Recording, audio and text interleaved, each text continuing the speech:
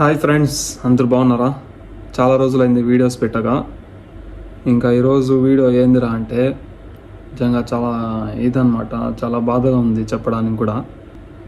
నేను వచ్చేసి 3 నెలలుగా వెయిట్ చేస్తూ ఇంటికి ఎప్పుడు వెళ్దామని వెయిటింగ్లో ఉంటే ఇంటికి వచ్చే టయానికి ఇంకొక 2 డేస్లో బయలుదేరుతాను అనుకునే టైంకి ఇట్లా చేసినాడు మా ఓనరు. నాకు ముందు కూడా చెప్పలేదు నాకే. ఎందుకంటే నేను ఇక్కడి నుంచి వచ్చేయాలనుకుంటా ఉండేది. ఇక్కడ వచ్చేసి ఇంట్లో ఫుల్ టార్చరు.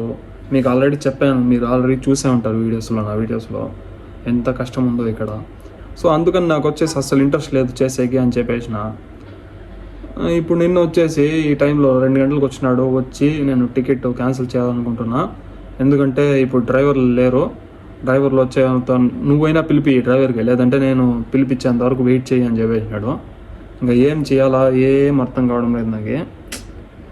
ఎన్నో ఆశలతో నేను అసలు పెట్టుకున్న అంత మట్టిలో కలిసిపోయేటట్టు అయిపోయింది. ఇప్పుడు రోజు ఆ డేట్లు కొట్టేది ఏందో, ఏం చేయాలో ఏమో అసలు ఏం అర్థం కావడం లేదు. ఆ ఇంటికి వస్తున్న ఆనందంలో వచ్చేసి నేను కటింగ్ కూడా చేశాను చూడండి. కటింగ్ కూడా చేసుకొని వచ్చిన. మళ్ళీ ఇంకోటి ఏమైందంటే వెనకాల పెట్టున్నా, అది వీడియో పెట్టుంటే ఇన్స్టాగ్రామ్లో చాలామందికి నచ్చలేదు. వాళ్ళందరూ వచ్చేసి బాగాలేదు అని కమెంట్ చేసినారనమాట.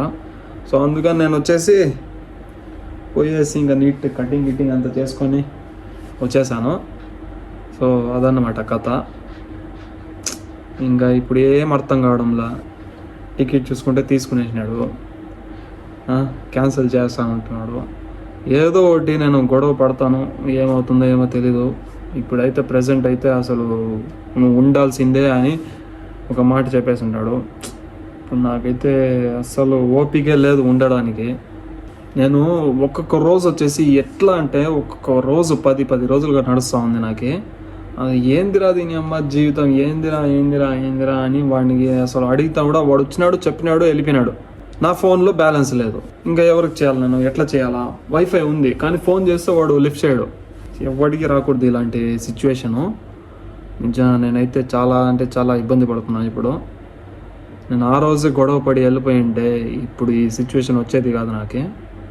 కటింగ్ చేసుకొని అంత బట్టలంతా నేను వేసి కట్టేసిన, అంతా వేసేసేదానికి, వేరే వాళ్ళకి ఇచ్చేసేదానికి. ఇప్పుడు కొత్త బట్టలు కూడా లాండ్రీని తీసుకొని వచ్చి పెట్టిన, అంతా పెట్టేసినాక సెటప్ అంతా అయిపోయినాక ఇంకా ఇట్లా అనేసినాడు. సో అదన్నమాట కథ. ఇప్పుడు ఏం చేయాలా ఏమో తెలియడం లేదు. కొత్త డ్రైవర్ ఎప్పుడు వస్తాడో, వాడికి వీసా తీసి వాడికి పంపించేది ఎప్పుడు, వాడు వచ్చేది ఎప్పుడు, నేను ఇంటికి పోయేది ఎప్పుడు, నువ్వు ఆశలు పెట్టుకున్నా, ఆశలంతా పోయినాయి.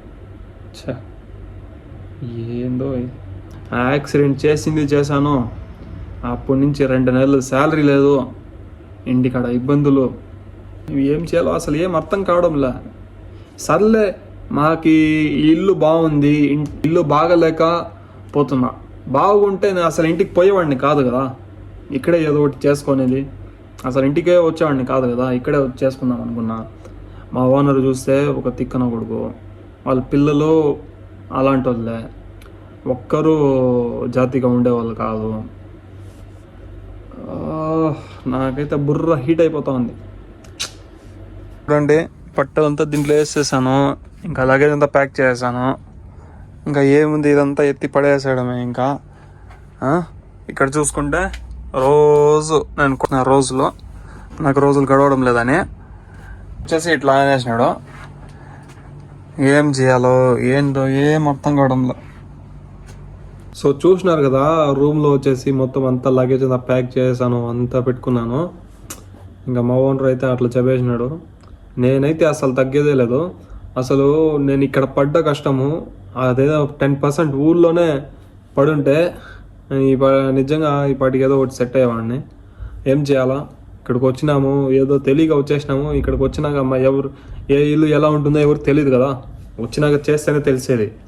ఇంకా చాలామంది కమెంట్స్లో కూడా చెప్తా ఉన్నారు, నువ్వు కువైట్లో ఉన్నావు, నువ్వు చేసుకుంటున్నావు, నాకు ఒక వీసా తిని వస్తానని చాలామంది చెప్తానే ఉన్నారు.